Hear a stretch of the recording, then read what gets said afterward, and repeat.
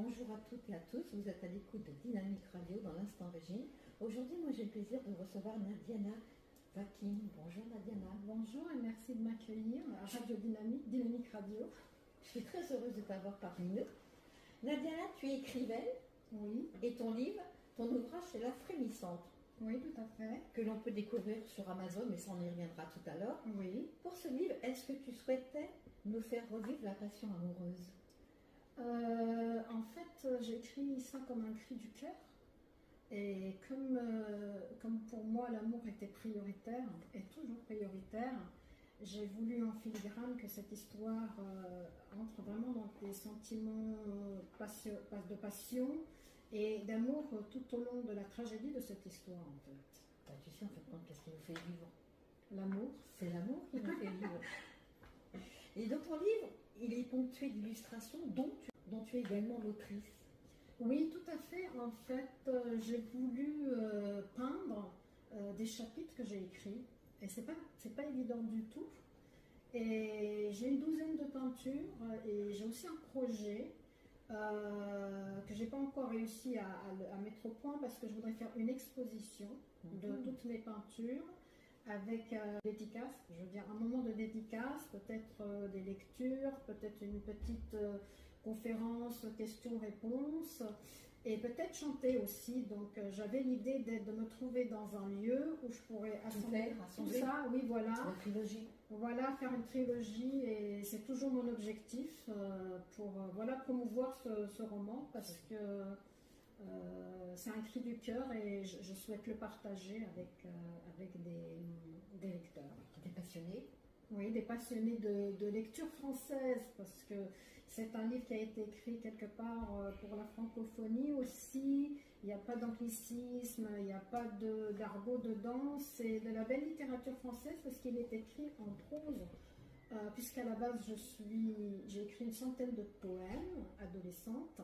Et donc, j'ai un souffle musical, parce que j'aime la musique aussi. Forcément.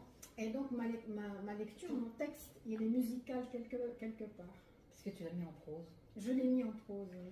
On va écouter un son, puis on va revenir sur ton livre, bien évidemment. On va écouter Pierre Garnier, Ce qu'on était.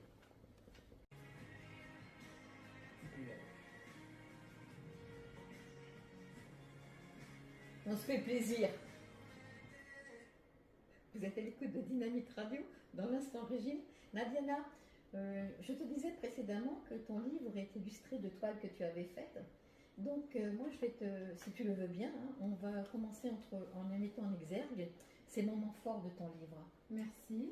Et il y a la toile, il y a 4 toiles. Oui, et ça, c'est ce que j'ai envoyé parmi celles que j'ai, oui. Parce que d'après ce que tu nous as dit tout à l'heure, tu as quand même beaucoup de toiles en réserve. Oui, j'ai une douzaine pour le livre. Tu as commencé quand, ces toiles-là? J'ai commencé à peindre, j'ai repris lorsque les choses ont mal tourné dans ma vie en 2017. J'ai repris la peinture parce que quand j'étais enfant à l'école, on mettait mes dessins dans le hall de l'école. Mais après, avec les études, la vie, le travail, donc j'ai arrêté. Et là, je suis revenue à la peinture comme ça d'un coup. Et voilà, je peins depuis 2017 en fait. C'est pas mal. Oui. C'est pas mal. Donc, il y a 4 toiles. Il y a la pierre du Niton.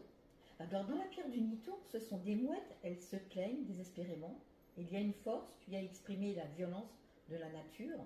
Ces tornades que l'on voit, hein, que l'on devine impressionnantes au fond de toile. Cette pluie dense qui fait apparaître, pour moi, hein, personnellement, j'ai l'impression que ce sont des couteaux de glace qui tombent. Et cette femme a la longue chevelure de jet intense, avec ses mains en forme de V, inversées vers le ciel. Peux-tu m'en donner la signification? En fait, à Genève, la pierre du Niton, elle a une histoire mythologique. Oui, bien sûr. Et donc, je la décris dans le livre. Et j'ai utilisé, parce que je parle beaucoup de mythologie dans mon livre d'ailleurs, j'ai utilisé cette pierre de Niton qui a une histoire mythologique pour interpréter la violence et la souffrance de mon héroïne qui se trouve en plein orage au milieu du lac pratiquement, parce qu'elle est sur les quais. Et il pleut très très fort et aujourd'hui on ne voit pas ces couteaux, mais dans la mythologie on dit qu'il y a des couteaux sur ces rochers où on faisait comme on dit dans l'Antiquité, où on sacrifiait, je ne sais plus exactement quoi, mais c'est un lieu de sacrifice. Et quand les mouettes, elles tombent là-dessus et elles meurent, c'est qu'elles sont sacrifiées et ça corrobore avec ce que vit mon héroïne. C'est ce que tu as voulu représenter à travers Oui, celle-ci, on sent. oui, voilà, oui. Il y a aussi la main maudite. Alors moi, ça m'a surprise, la main maudite. Hein. Oui. C'est Perséone, c'est la déesse du monde du dessous, Oui, c'est la déesse du monde souterrain. du printemps, Oui. et de la mort de la nature. Tout à fait. C'est la fille de Zeus Absolument. et de Démétra, parce que je dis souvent Zeus, non de Zeus, je sais pas si tu l'entends pareil. Donc ça me parle à l'oreille. Ouais. Elle a été enlevée par son oncle qui par la suite l'a épousée. Oui, en fait, il y a des dieux qui interviennent dans mon histoire parce que c'est le filigrane du film, du livre, parce que je souhaite en faire un film, du coup le lapsus c'est dur. Et donc, les dieux qui interviennent dans son imaginaire, parfois ils sont méchants et parfois ils sont gentils, et là elle vient lui arracher de ses entrailles sa fleur préférée, qui est le gardénia, et donc là elle est en détresse parce qu'elle peut rien faire. Elle essaye de lui demander de faire quelque chose, mais non, elle n'a pas voulu. Elle lui a dit je suis désolée, quelque part je dois la prendre, c'est trop tard. C'est ce que tu as voulu qu'on voyait sur ta toile. Oui, voilà, c'est ce qu'on voit sur la toile. Tu sais, on va se faire un plaisir, on va écouter une autre chanson. Oui. On va écouter Lara Fabian, Ta peine. Vous êtes dans l'instant Régine, à l'antenne de Dynamique Radio. Nadiana est avec nous, Waking. Nadiana, j'ai parlé de 2 toiles qui illustrent ton livre.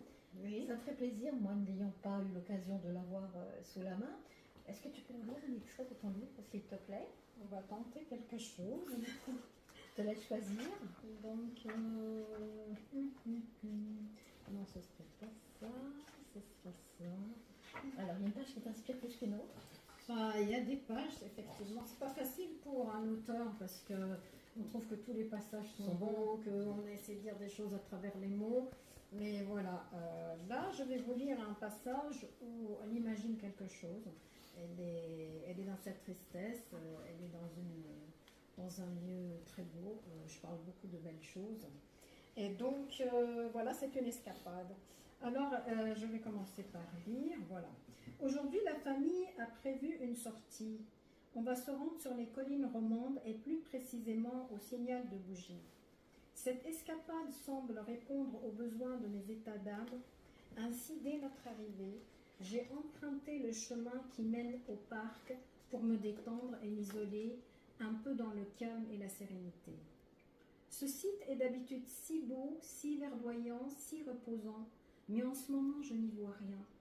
Mes larmements cachent la clarté des images, tout comme je dois cacher l'amour qui me fait mal. Pour ne plus y penser, je décide de prendre le parcours des sentiers. Je flâne, je monte et je descends. Seulement les eaux troubles dans lesquelles j'ai mes sens nagent me font entreprendre de singuliers voyages. Je m'arrête un instant, je contemple le panorama, je prends mon temps, je m'y imprègne profondément. Alors que je sors un peu de mon oppression, je sens un homme surgir. Je le respire. Sa peau est si chaude, son souffle humide. Je le désire. Une magie de tendresse et de douceur émane de lui. Elle s'empare de moi. Il essuie mes larmes par un baiser et me dit d'une voix caressante: il ne faut pas pleurer. Il effleure du bout de ses doigts mon visage, passe sa main dans mes cheveux et poursuit: comme tu es belle. Il s'exprime avec de vrais sentiments. Il dit: je t'aime, reprise. Ensorcelé, il m'emmène dans des lieux secrets. Que ce soit lui ou les lieux, ils ne me sont pas étrangers. Je le sens tellement fort, d'autant plus que l'aura respire l'odeur de l'amour. Il y a partout des bougies allumées. Elles dansent, elles font danser nos ombres. Son visage est beau, pour le peu que j'entrevois. Ses yeux brillent, ses sensations sont de véritables émotions. Il frissonne de bonheur. J'entends sa voix me parler. Viens tout près, n'aie pas peur. Je répète, viens. Je sens son souffle progresser. Il me couvre de baisers. J'ai envie de lui. Oui. Il pose ses mains sur mes épaules nues. Par effleurement, il déplace les bretelles fines de ma robe légère de soie claire. de sa main entière. Il me caresse la poitrine et il crie de vrais désirs. J'ai envie de toi maintenant. Je suis l'écho de cet amour envoûtant. Maintenant. Pareil à un léger frisson, il passe ses doigts dans mon dos et bouton après bouton, ma robe tombe telle une caresse en me frôlant. De plus en plus fort, des sensations m'envahissent et me libèrent de toute contrainte. Il baise mes seins, il lèche, les suce, il me dévore, il suit les courbes sinueuses de mon corps. Il me comble d'affection. Il crie très fort, je t'aime. Je crie davantage, je t'aime. Cet état de grâce de l'amour est captivant. Il descend jusqu'au ventre. Il a envie de me sentir plus près encore. Les boutons de sa chemise sont défaits. Je baisse sa peau, son visage, ses cheveux. Il descend jusqu'à la forêt, lentement, doucement. Je sens le plaisir surgir comme une grosse vague chaude. Elle chavire et s'éclate dans un mouvement de flux et de reflux. Mais dis-moi, il est très actuel ce livre. Oui, parce que j'ai mis sur les qu'il est à partir de 16 ans. Il faut le lire à partir de 16 ans. Je n'osais pas dire, mais t'as vu, il y a les deux hommes qui sont là, de la radio, là, puis ils sont en train de faire mon Dieu, hein. Mais c'est la première fois que je lis ce passage en public. Dis-moi, quand est-ce que tu as commencé à l'écrire ce livre? En fait, moi quand j'écrivais de la poésie, après quand je suis tombée amoureuse, j'ai commencé à écrire des lettres à l'homme que j'aime. Que t'aimais. Et puis j'avais comme un journal quelque part. Et donc il y a beaucoup de choses qui sont nées comme ça avec le temps, avant que je ne mette au point le livre dans sa trame. Voilà. Et alors, celui-ci, bien sûr, il est sorti, mais par exemple, tes poèmes, qui je pense doivent être aussi beaux que ce livre, est-ce que tu les as mis aussi en... Non, j'ai l'impression que personne ne s'intéresse aux poèmes. Il est là le problème. Tu devrais... Je ne sais pas qu'est-ce que ça donne. Il y a des recueils de poèmes. Je ne sais pas. Déjà les romans, il faut vraiment être un élu quelque part, parce que pour être édité par un... C'est pas facile. Par un Une éditeur traditionnel, Oui. vraiment, il faut faire partie des élus choisis, qu'on fasse attention à vous et qu'on se dise waouh, ce texte c'est quelque chose. Donc je me dis les poèmes, c'est encore une autre galère. C'est peut-être une autre branche des maisons d'édition. Oui, peut-être, mais je pense que c'est réservé à un certain public. C'est pas. Moi, j'ai un message à faire passer dans ce livre. J'ai des messages à faire passer, surtout d'amour et de société. Que la société évolue dans l'amour les uns envers les autres, surtout par rapport aux femmes qui, des fois, se trouvent en détresse. Sur le plan social, c'est très difficile. Absolument. Donc, j'ai besoin de faire passer des messages. C'est pour ça que je vais plus vers le roman, parce qu'il est plus lu qu'un recueil de poèmes. Oui, on achètera plus facilement un roman. Oui, voilà. Je te le concède. Je vais revenir sur tes tableaux, donc Ivoire. Oui. On y voit deux pêcheurs, là, transportant une femme tous deux pourpre vêtue, d'un côté de l'autre de la rive du fleuve. Tu nous précises que celle-ci s'est sacrifiée, entre parenthèses, en Béli. Moi, je te pose la question, serait-ce le Liban, étant toi-même d'origine libanaise? En fait, ma trame, elle fait un rêve où elle voit les divinités et ça se passe au Liban. Le contexte est au Liban, en Phénicie ancienne, c'est-à-dire dans une civilisation millénaire, puisqu'on remonte aux dieux comme les dieux grecs ou romains. Et donc, en filigrane, c'est vrai, je montre qu'il y a eu la guerre, je montre que cette femme aussi, elle se sacrifie comme son pays, qui est toujours en train de se sacrifier pour un tas de monde. Enfin, le peuple libanais, malheureusement, est dans une situation extrêmement grave. Et personne ne cherche vraiment à nous aider, vraiment. Et je parle, et à un moment donné, son ami il lui dit oui, mais tu es forte comme les Méditerranéennes, parce qu'eux, ils arrivent à tout encaisser, mais au bout d'un moment, on meurt.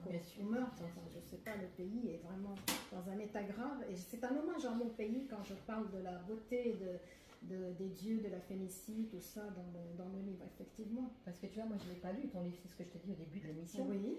Et quand j'ai regardé tes toiles, seulement tes toiles, puisque c'est ce que tu m'as envoyé, donc j'ai travaillé sur tes toiles, et rien que le mot embelli, j'ai tout de suite pensé que c'était le Liban à travers toi. Enfin, c'est ce que j'ai ressenti.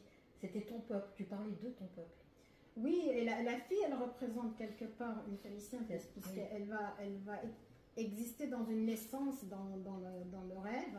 Elle va naître et en fait, on va lui donner ce prénom-là. Enfin, ce prénom-là aussi, il montre que cette héroïne, elle passe à travers les intempéries tout le temps. Et elle est cette embellie qui est dans le ciel, au cours de tout ce ciel de traîne où il y a tout le temps des pluies, des orages, mais elle est cette lumière qui de temps en temps jaillit de ce ciel, le petit bleu qui jaillit dans la tempête. Voilà.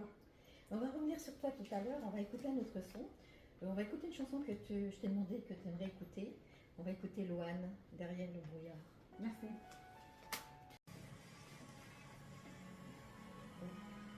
Vous êtes toujours à l'écoute de Dynamique Radio dans l'instant Régine. Nadiana, est-ce que tu veux bien nous relire un passage de ton livre, La Frémissance? Oui, avec plaisir.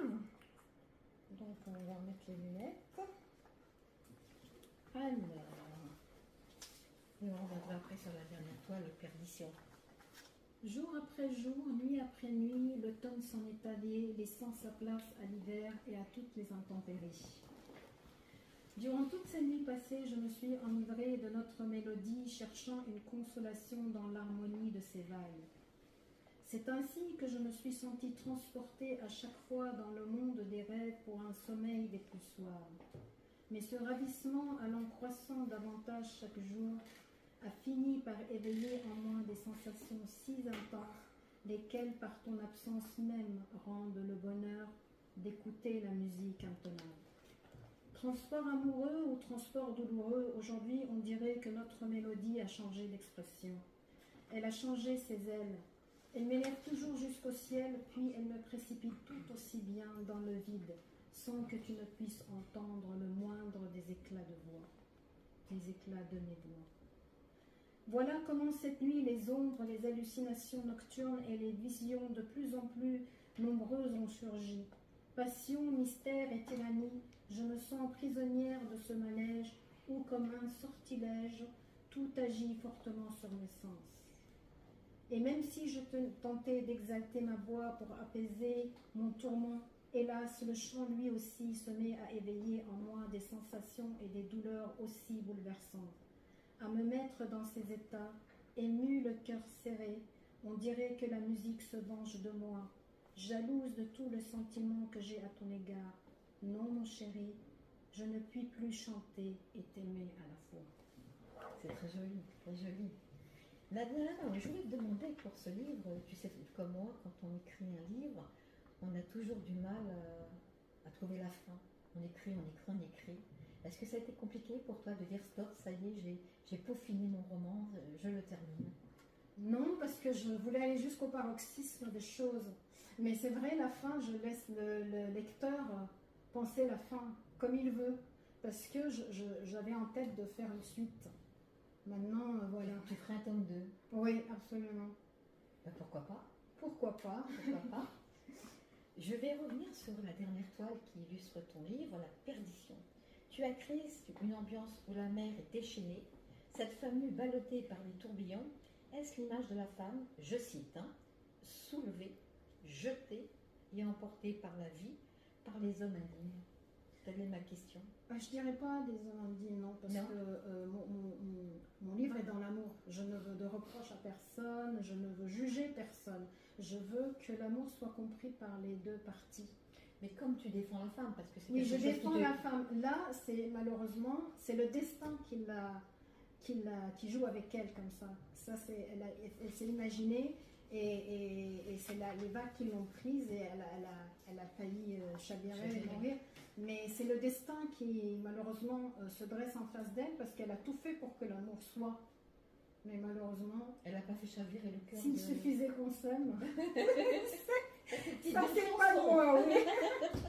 Voilà, c'est ça, en fait. Tu sais, en regardant toutes ces toiles, je les ai trouvées très colorées. Malgré ce qu'elles représentent, le déchaînement, la tristesse, la violence, enfin... Elles sont très très très colorées, très belles. C'est vrai que j'adore la couleur et c'est vrai que la tristesse, le malheur ne doit pas être incolore quelque part ou que noir. J'aime beaucoup la lumière et j'ai comme un œil de photographe dans ce que j'écris, dans ce que je peins. Il faut la lumière. Sans la lumière, il n'y a pas de magie. C'est vrai. Et puis tu sais, quand on parle de couleur, on dit que le noir et le blanc, c'est pas une couleur. Oui, mais voilà, j'aime beaucoup la couleur, vraiment. Nadana, plus personnellement, non seulement tu écris, tu peins comme on l'a cité, tu joues de la musique et tu chantes également, donc tu es une artiste complète. Oui, mon instrument c'est ma voix, c'est ça, je joue de la musique. Mon instrument c'est ma voix, mais j'ai 6 chansons dans cet ouvrage qu'on pourrait mettre en musique. Par contre, c'est vrai, je ne suis pas musicienne, mais voilà, mon instrument c'est ma voix. En fin de compte, ce livre, tu l'as écrit comme une caméra qui tourne. Tu n'attends plus qu'un producteur pour qu'il impose sur la toile. Absolument, absolument. J'ai fait un peu le travail pour lui parce qu'il y a les costumes, il y a les lieux. Aussi, il y a des lieux qui sont réels. Hein, donc, je décris des fois des lieux qui existent. Hein, donc, parce que comme il y a la réalité éprouvante et le dialogue, le scénario de ce texte, donc cela, c'est des textes réalistes. Ce n'est pas imaginaire, mais je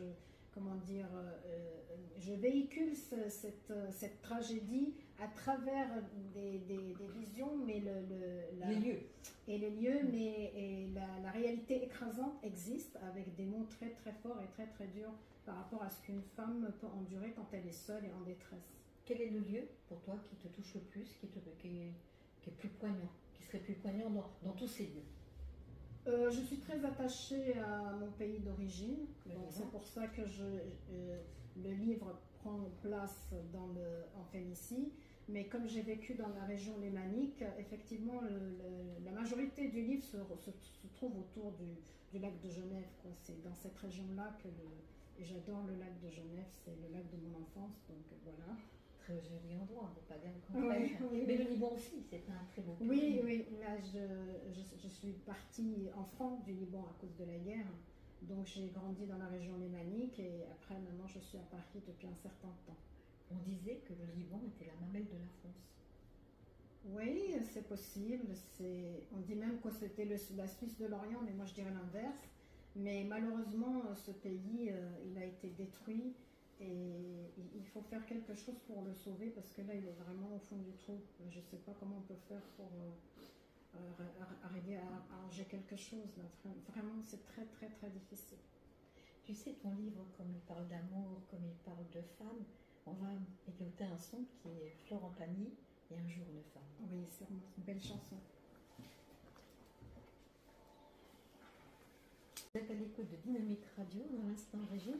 Nadiana, à l'heure d'aujourd'hui, dis-moi, que voudrais-tu?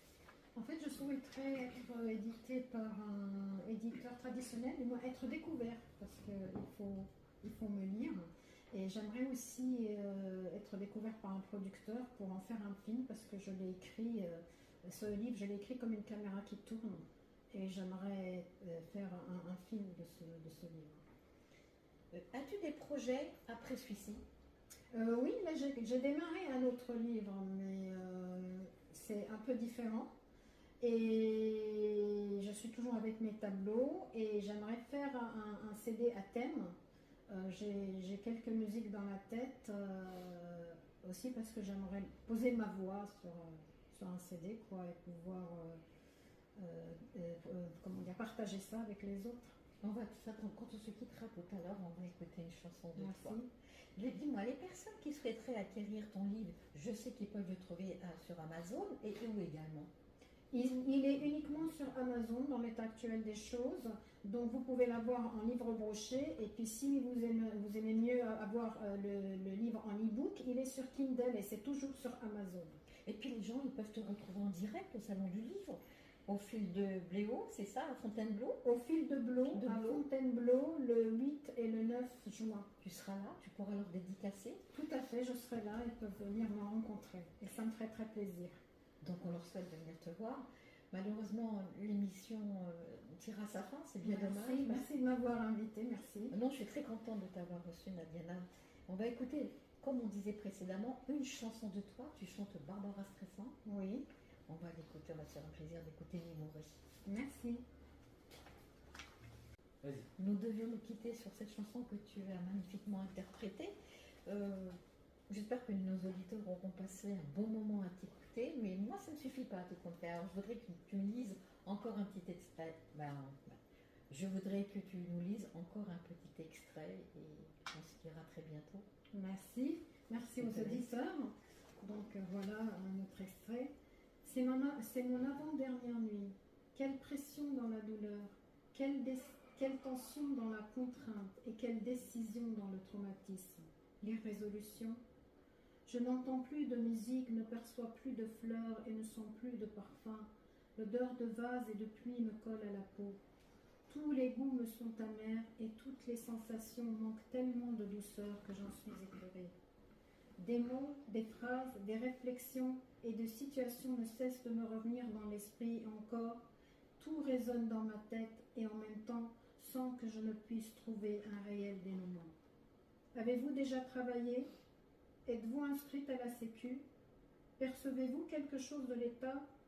Vos parents sont-ils inscrits à la Sécu? Mais enfin, comment vivez-vous? Vous êtes complètement en dehors du système. Vous n'avez droit à grand-chose. À vrai dire, on n'a pas tellement la possibilité de vous aider. De toute façon, on doit faire une enquête. Il ne peut en être autrement. Non, cela ne veut pas dire que l'on puisse vous assister pour autant. La renaissance de Madiana Cotine.